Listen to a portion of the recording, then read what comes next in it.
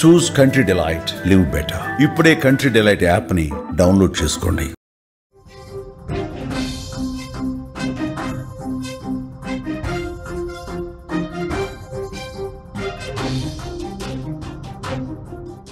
చూడటానికి ఆమె ఎంతో అమాయకంగా కనిపిస్తుంది. అత్తారింటి వాళ్ళు, చుట్టుపక్కల వాళ్ళు సైతం ఆమెను తెగ మెచ్చుకుంటారు.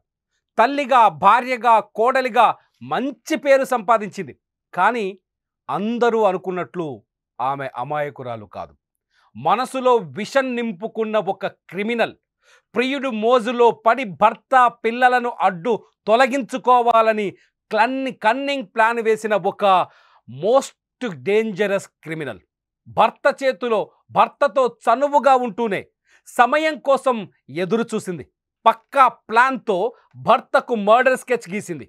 ప్రియుడితో కలిసి భర్తను చంపేసి ఏమీ తెలియని అమాయకురాలుగా నటించింది. కానీ చేసిన పాపం వెంటాడుతుంది కదా. ప్రియుడితో పాటు ఆమె అడ్డంగా పోలీసులకు దొరికిపోయింది. శ్రీకాకుళం జిల్లా పాతపట్నంలో జరిగిన ఈ దారుణం గురించి తెలిస్తే మీ కళ్ళు బైర్లు కమ్ముతాయి. ఒక భార్య చంపదలుచుకుంటే ఇలా కూడా చంపుతుంది అనే విషయం మీకు అర్థమవుతుంది. ఒక మహిళ మర్డర్ స్కెచ్ వేస్తే ఆ మర్డర్ స్కెచ్ ఎంత భయంకరంగా ఉంటుందో మీకు అర్థమవుతుంది. అక్రమ సంబంధానికి అడ్డుగా ఉన్నాడని ప్రియుడితో కలిసి భార్య భర్తను హత్య చేసేసింది. పాతపట్నం మొండిగొల్ల వీధికి చెందిన నల్ల రాజు అనే వ్యక్తికి 8 ఏళ్ల క్రితం మౌనిక అనే యువతితో వివాహమైంది. పెళ్ళైన కొత్తలో భార్యాభర్తలు ఎంతో అన్యోన్యంగా ఉన్నారు. వీరికి 2 కుమారులు కూడా ఉన్నారు. ఆ పిల్లల ఫోటోలు మేము చూపించట్లేదు. కాగా కొంతకాలం నుంచి మౌనిక ఉదయ్ కుమార్ అనే మరో వ్యక్తితో వివాహేతర సంబంధం పెట్టుకుంది. ఈ విషయం తెలిసిన రాజు ఆమెను చాలాసార్లు హెచ్చరించాడు, నచ్చజెప్పాడు. అర్థం చేసుకో, ఇటువంటి సంబంధాలు ప్రమాదకరం అన్నాడు. 2 పిల్లలున్నారు, వారి భవిష్యత్తు పాడవుతుందని ప్రాధేయపడ్డాడు. భర్త పదే పదే తను మానసికంగా శారీరకంగా హింసిస్తున్నాడు అంటూ ఎలాగైనా అతని అడ్డు తొలగించుకోవాలంటూ ఓ కొత్త డ్రామా క్రియేట్ చేసింది మౌనిక. మౌనిక వేసిన స్కెచ్ గురించి తెలిస్తే మీ కళ్ళు బైర్లు కమ్ముతాయి. మౌనిక భర్తను చంపడానికి వేసిన ప్లాన్ గురించి వింటే నిజంగా ఇంత క్రిమినల్ అనిపిస్తుంది. ఉదయ్ కుమార్ ఒకసారి అసలు ఈ మర్డర్ ప్లాన్ ఎక్కడ మొదలైంది అంటే, ఎప్పుడైతే భర్త రాజుని చంపాలని మౌనిక డిసైడ్ అయిందో అప్పటి నుంచి ప్రియుడితో ఒక కొత్త నాటకాన్ని స్టార్ట్ చేసింది. నిజానికి మౌనికని ఆమె భర్త రాజు చాలా అన్యోన్యంగా ప్రేమగా చూసుకునేవాడు. ఎటువంటి కష్టం కలగకుండా కాపాడేవాడు. అయినా సరే, ఎందుకంటే ఈమె అందానికి ఆయన సరిపోలేదు. అసలు కథ ఇదే. చూడండి, ఫోటోలో చూస్తున్న ఈ గడ్డమున్న వ్యక్తిని చూడండి. ఇతనే ఉదయ్ కుమార్. ఇతనే ఆ అందమైన మౌనికకి రహస్యమైన ప్రియుడు. ఈ మాట చెప్పాలంటే కొంత బాధేస్తుంది. ఈ మౌనికని ఎందుకు ఫోటో చూపించాల్సి వస్తుంది అంటే, అన్యాయంగా తన భర్త, అసలు భార్యే సర్వస్వం, భార్యే జీవితం, భార్య లైఫ్ అనుకున్న భర్తని, రాజుని అన్యాయంగా చాలా సినిమాటిక్ ప్లాన్ వేసి, సినిమాల్లో కూడా ఎటువంటి స్కెచ్లు ఉండేవో అటువంటి స్కెచ్ చేసి చంపేసింది. అసలు ఏం చేసింది మౌనిక? భర్తని చంపడానికి మౌనిక వేసిన ప్లాన్ ఏంటో తెలుసా? ఎప్పుడైతే రాజుని చంపేయాలని డిసైడ్ అయ్యిందో అప్పటి నుంచి తన ప్రియుడు ఉదయ్ కుమార్కు మాస్టర్ ప్లాన్ ఇచ్చింది. ఫస్ట్ ఒక కొత్త ఫోన్ నెంబర్ తీసుకొని ఒక అమ్మాయి డీపీ పెట్టి ఆ అమ్మాయి ఫేస్తో, ఆ అమ్మాయి ఐడితో, ఆ అమ్మాయి డీపీతో నా భర్తతో చాట్ చెయ్యి. ఆ అమ్మాయి అంటే కొంచెం ఏకాంతమైన మాటలు, లేకపోతే టెంప్టింగ్ మాటలు, లేకపోతే రెచ్చగొట్టే మాటలు, కొంత న్యూడ్ లాంగ్వేజు, ఇటువంటి భాషలో రోజు ఉదయ్ కుమార్ రాజుతో మాట్లాడేవాడు. రాజు చాలాసార్లు తప్పించుకున్నాడు. రాజు చాలాసార్లు అవాయిడ్ చేసినా కూడా కంటిన్యూగా మాట్లాడటం, కంటిన్యూగా వాయిస్ మెసేజ్లు పెట్టడం, ఒక విమెన్ గొంతుతో, లేకపోతే రోజు మెసేజ్లు పెట్టడం, నీకు చేత కాదా, నువ్వు సరే మగాడివి కాదా అంటూ రెచ్చగొట్టడం, ఇటువంటి భాష వాడించింది. దీంతో రాజు ఆమెకు రిప్లైలు ఇవ్వడం స్టార్ట్ చేశాడు. ఎప్పుడైతే రాజు ఆమెకు రిప్లైలు ఇవ్వడం స్టార్ట్ చేసిండో అప్పటి నుంచి ఇక అతన్ని లేపేసేందుకు ఒక ముహూర్తం ఫిక్స్ చేసింది. మౌనిక ఎంచుకున్న ముహూర్తం ఆగస్టు 5, 2025 రాత్రి 1 గంట. మళ్ళీ చెప్తున్నాను, ఆగస్టు 5, 2025 రాత్రి 1 గంట. 5కు ముందు ఐదవ తేదీని చాలా తెలివిగా భర్తని లేపేద్దాం అనుకుంది. 5వ తేదీన తన భర్తకి ఫస్ట్ ఆ స్కెచ్లో భాగం ఏంటంటే ఫస్ట్ అతనికి మత్తు బిళ్ళలు ఇవ్వాలి. ఎందుకంటే కొంచెం మంచి దిట్టమైన శరీరం కలిగిన వ్యక్తి ఈజీగా ఇద్దరిని ముగ్గురిని ఖచ్చితంగా కొట్టగలడు. ఒకసారి చూడండి, మన ఫోటోలో కనిపిస్తున్నాడు. మౌనిక పక్కనే ఉన్నాడు పాపం, చనిపోయిన రాజు ఫోటో. ఎంతో ప్రేమగా తీసుకున్న సెల్ఫీలు అవి. దిట్టంగా ఉన్న వ్యక్తి ఇద్దరి ముగ్గురినైతే కొట్టగలడు. డైరెక్ట్గా దాడి చేస్తే ఇద్దరు ముగ్గురైనా కొట్టగలడు. కాబట్టి అతనికి మత్తు ఇవ్వాలి. ఫస్ట్ అతన్ని చంపాలి అంటే ముందు మత్తులోకి దించాలి. మద్యం తాగే అలవాట్లేదు, మరేం చేయాలి? భార్య మౌనిక అప్పుడు ఒక మాస్టర్ ప్లాన్ గీసింది. ఆ మాస్టర్ ప్లాన్ ఏంటంటే ఫస్ట్ నేను నా భర్తకి కర్రీలోనో రైస్లోనో నిద్ర మాత్రలు కలిపి పెడతాను. ఆ నిద్ర మాత్రలు తిన్న తర్వాత అతను స్పృహ కోల్పోతాడు, హాయిగా నిద్రపోతాడు. ఎప్పుడైతే నిద్రపోతాడో నిద్రపోయిన మరుక్షణం నేను నిన్ను పిలుస్తాను, పిలిచిన వెంటనే నువ్వు వచ్చి అతన్ని పిల్లోతో లేకపోతే ఇంకేదైనా వస్తువుతో చంపేయాలి. ఇది ఒరిజినల్ ప్లాన్. కాకపోతే ఆ రోజు ఏం జరిగిందంటే ఆగస్టు 5వ తేదీన మౌనిక భర్తకి ఫస్ట్ కర్రీలో 4 స్లీపింగ్ పిల్స్ వేసింది. కూరలో దంచి 4 స్లీపింగ్ పిల్స్ వేసి నైట్ భోజనం పెట్టింది. ఆ రోజు ప్రేమగానే నటించింది, లేకపోతే అనుమానిస్తాడు కదా. అప్పటికే కొంత వీళ్ళ కథంతా తెలిసి హెచ్చరించాడు కదా. సో స్లీపింగ్ పిల్స్తో ఉన్న ఆ కర్రీ తిన్న రోజు ఆగస్టు 5వ తేదీన ఆ కర్రీ తిన్న రాజు కానీ యాక్టివ్గానే ఉన్నాడు, నిద్రమత్తులోకి జారుకోలేదు. అంటే అతని శరీరానికి 4 స్లీపింగ్ మిల్స్ చేసినా అతనికి మత్తు తీసుకురావని, మత్తు రాదని అర్థం చేసుకుంది మౌనిక. ఎంత పెద్ద క్రిమినల్ బ్రెయిన్ ఉంటే ఇలాంటి ఆలోచన చేస్తుంది చెప్పండి. అంటే 4 కంటే మించిన స్లీపింగ్ పిల్స్ వేయాలి. నెక్స్ట్ స్టెప్ అదే. ఆగస్టు 6వ తేదీ మళ్ళీ తన భర్తకు ఒక కమ్మటి కూర, అతనికి నచ్చిన ఒక వంట చేసింది సాయంకాలానికి. అందులో ఈసారి 6కు మించిన స్లీపింగ్ పిల్స్ వేసింది. 4 స్లీపింగ్ పిల్స్ అంటే తన శరీరం తట్టుకోగలదు కదా. కానీ 6కు మించిన స్లీపింగ్ పిల్స్ వేసేసరికి రాజు అన్నం తిన్న వెంటనే పూర్తి స్థాయి మత్తులోకి జారుకున్నాడు. తీవ్రంగా అంటే కనీసం స్పృహ కూడా లేకుండా నిద్రలోకి జారుకున్నాడు. రాజు స్పృహ కోల్పోయిన స్థాయిలో నిద్రపోతున్న విషయాన్ని గమనించిన ఈ అందమైన రాక్షసి, గమనించిన ఈ అందమైన శంకిని ఏం చేసిందో తెలుసా? ప్రియుడు ఉదయ్ కుమార్కి కాల్ చేసింది. ఉదయ్ కుమార్ ఒక్కడే రాలేదు.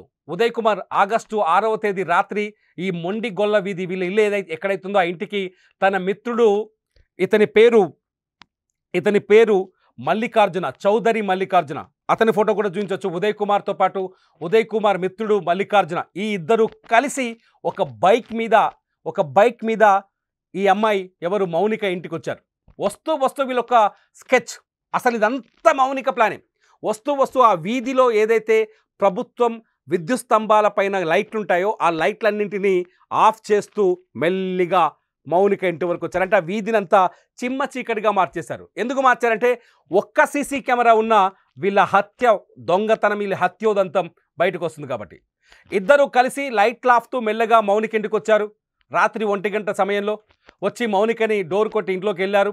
అప్పటికే మత్తులో ఉన్న రాజు 2 కాళ్ళని, ఒక కాలుని మౌనిక, ఇంకొక కాలుని ఈ మల్లికార్జున్ ఇద్దరు కలిసి అదిమి పట్టుకున్నారు. రాజు మరి బాధ్యత అయిందే కదా, నెక్స్ట్ రేపటి నుంచి మౌనికని చూసుకోవాలి, రేపు మౌనికని కాపాడాలి కాబట్టి నువ్వే చంపని చెప్పింది.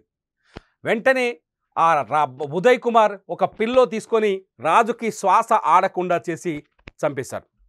సింపుల్, చాలా తెలివిగా సింపుల్గా ఆగస్టు 6వ తేదీ అర్ధరాత్రి మర్డర్ చేశారు. ఒకసారి మర్డర్ చేసిన తర్వాత ఏం జరిగిందో చూద్దాం. ఒక్కసారి మర్డర్ చేసిన తర్వాత ఏం జరిగిందో చెప్తాను.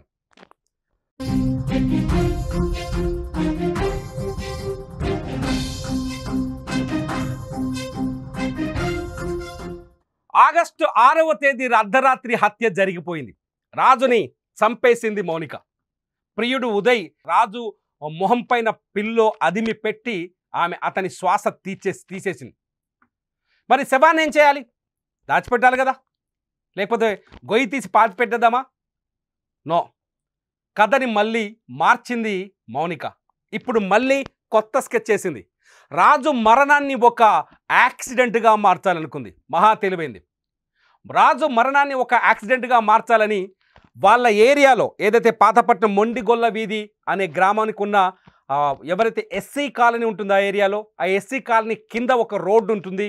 ఆ కాలనీకి కనెక్ట్ అయ్యే రోడ్డు, ఆ రోడ్డు దగ్గరికి ముందు రాజు బైక్ని తీసుకెళ్లారు. ఎవరు? మోహన్ అట్లాగే ఈ ఉదయ్ కుమార్ ఇద్దరు కలిసి తోసుకుంటూ మౌనిక భర్త రాజుకు సంబంధించిన బైక్ని తోసుకుంటూ ఆ రోడ్డు మీద తీసుకెళ్ళి దాన్ని కింద పడేశారు. ఆ తర్వాత ఉదయ్ కుమార్, మల్లికార్జున్ వీళ్ళిద్దరూ కలిసి రాజు డెడ్ బాడీని బైక్ మధ్యలో కూర్చోబెట్టుకొని బైక్ మీద ఎక్కడైతే రాజు బైక్ను పడేశారో మొదట వెళ్ళి అక్కడికి తీసుకెళ్ళి అక్కడ ఆ బైక్కి ఉన్న ప్రదేశంలోనే రాజు డెడ్ బాడీని కూడా తోసేశారు.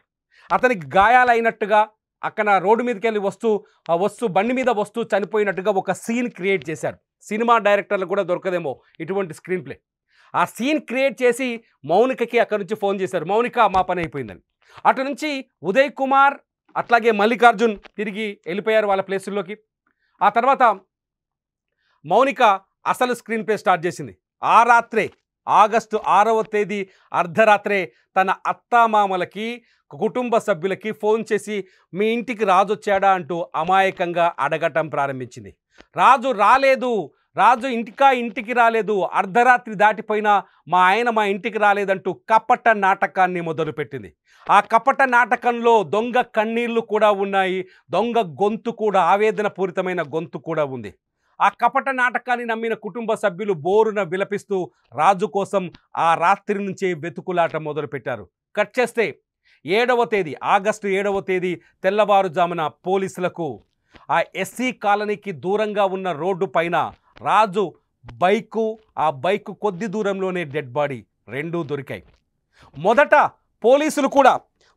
పోలీసులు కూడా నమ్మారు, నిజంగా రాజు కింద పడిపోయి ఉన్నాడేమో, పాపం కష్టపడి పనిచేసిన వ్యక్తి గాయాల పాలై ఇంటికి వస్తూ పొరపాటున యాక్సిడెంట్ అయ్యి ప్రాణాలు కోల్పోయాడేమో అనుకున్నారు. డెడ్ బాడీని మార్చురికి తరలించారు, పోస్ట్ మార్టం రిపోర్టు తయారు చేయించారు. ఇక్కడ ఎస్ఐ లావణ్య, ఏదైతే పాతపట్నం ఎస్ఐ ఉన్నారో ఎస్ఐ లావణ్య పాత్ర చాలా కీలకమైనది.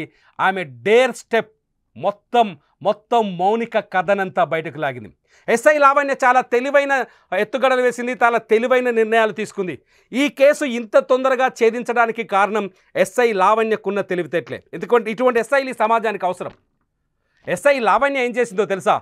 ఎప్పుడైతే రాజు పోస్ట్ మార్టం ప్రాథమిక నివేదికలో అతను గాయాలతో చనిపోలేదు, అతని మరణానికి కారణం యాక్సిడెంట్ కాదు అని తెలిసిందో వెంటనే వీళ్ళ కుటుంబ సభ్యులందరినీ విచారించడం ప్రారంభించింది. అట్ ది సేమ్ టైం ఆ అర్ధరాత్రి వీళ్ళ ఇంటి దగ్గరున్న మొబైల్ సిగ్నల్స్కి సంబంధించిన టెక్నికల్ ఎవిడెన్స్ తీసుకుంది. అంతేకాదు అతని శరీరం మీద గాయాలు లేకపోవడం, మొబైల్ టెక్నికల్ ఇన్ఫర్మేషన్ తీసుకోవడం, తర్వాత ఎవడైతే ఈ ఉదయ్ కుమార్ ఉన్నాడో వీడి మూమెంట్స్ ఎక్కడున్నాయి, ఆగస్టు 6వ తేదీ డే అంతా అనే ఒక నిఘా పెట్టింది ఆమె ఎస్ఐ లావణ్య. ఆగస్టు 6వ తేదీన ఉదయ్ కుమార్ అతని ఫ్రెండ్ మల్లికార్జున్ ఇద్దరు కలిసి ఒకే బండి మీద తిరిగారు, కొన్ని ప్రాంతాల్లో పర్యటించారు, సాయంకాలం వరకు వాళ్ళు కలిసే ఉన్నారు. ఈ విషయాన్ని గమనించిన ఎస్ఐ లావణ్య ఉదయ్ కుమార్, మల్లికార్జున్ ఫోన్ల సిగ్నల్స్ని ఆధారంగా చేసుకొని ఈ ముగ్గురిని పట్టుకొచ్చి పోలీస్ స్టేషన్లో కూర్చోబెట్టి బడిత పూజ చేస్తే ఒక్కొక్కరు నిజాన్ని, ఎలా అంటే నాగార్జున సాగర్ గేట్లు వదిలితే నీళ్లు దుంకుతాయి చూసారా, అంత వేగంగా కక్కారు. ఆ నిజాలు విన్న పాపం రాజు కుటుంబ సభ్యులు కుప్పగూలిపోయారు, కన్నీళ్లు పెట్టుకున్నారు, బోరున విలపించారు. నిజంగా ఇది ఎవ్వరూ భరించలేని సంఘటన. ఒక భార్య భర్తని ఇంత దారుణంగా చంపడానికి స్కెచ్ వేస్తుందా? 2 పిల్లలు కలిగిన తర్వాత ఆ 2 పిల్లలు భవిష్యత్తు కోసం కష్టపడాల్సిన ఆ భార్య ఇంత దారుణంగా చంపుతుందా? నిజంగా ఎస్ఐ లావణ్య తెలివితేటలతో ఈ కేసు చాలా వేగంగా చిక్కుముడి వీడింది. ఎవరైతే ఈ ఉదయ్ కుమార్ ఉన్నాడో మెయిన్ నిందితుడు, ఇతనికి ఆమెకున్న సంబంధం వెలుగులోకి వచ్చింది. ఆ తర్వాత వాళ్ళకి సహకరించిన ఈ మల్లికార్జున్ కూడా దొరికిపోయాడు. చాలా అన్యాయంగా కష్టపడి అందమైన భార్యని ఎంతో ప్రేమించాడు రాజు. తనకు ముత్యాల్లాంటి 2 కొడుకులు ఉన్నారని ఎంతో ఆశపడ్డాడు రాజు. భార్యని నమ్మాలి, నమ్మకమే భార్యాభర్తల జీవితంలో అతి ముఖ్యమైన అతి ముఖ్యమైనది. నమ్మకమే ఒక రిలేషన్షిప్లో అతి ముఖ్యమైన విషయం. ఆ నమ్మకం రాజులో ఉంది. కానీ భార్యకి కొంత తప్పుడు బుద్ధి ఉందని తెలిసినా కూడా రాజు భార్యను నమ్మాడు. నన్ను చంపేంత సాహసం చేయదు అనుకున్నాడు, కానీ చేసింది. ఎంత పెద్ద సాహసమో చూసారా? ఒక మర్డర్కి 3 రోజుల పాటు స్కెచ్ని రెడీ చేసి 3 రోజుల పాటు స్కెచ్ని అమలు చేసి అత్యంత దారుణంగా ఇంట్లోనే భర్తను చంపేసి ఆ డెడ్ బాడీని తీసుకెళ్లి రోడ్డున పడేసి ఆ రోడ్డు పైన యాక్సిడెంట్గా చిత్రీకరించి ఈజీగా తప్పించుకుంటాననుకుంది. కానీ పాపం పండింది, 3 దొరికిపోయారు. ఇది శ్రీకాకుళం జిల్లా పాతపట్నంలోని మొండిగొల్ల వీధిలో జరిగిన హత్య కేసుకు సంబంధించిన అప్డేట్. నిజంగా మౌనిక లాంటి భార్యల్ని ఏం చేయాలి? ఇదొక్కడే నా ప్రశ్న. మౌనిక లాంటి భార్యల్ని ఏం చేయాలి? ఎందుకు ఈ భార్యలు, ఇలాంటి మహిళలు దారి తప్పుతున్నారు? ఈ వీడియో కింద మీరు కామెంట్ చేయండి. ఇంత దారుణమైన మర్డర్కి సంబంధించి రాజు పట్ల సింపతిని కూడా మీ నుంచి ఎక్స్పెక్ట్ చేస్తున్నాం. రాజు పట్ల సింపతిని కూడా చూపించండి. చూస్తూనే ఉండండి లైవ్ అప్డేట్స్ కోసం సుమన్ టీవీ డిజిటల్ లైవ్, అట్లాగే సుమన్ టీవీ లైవ్.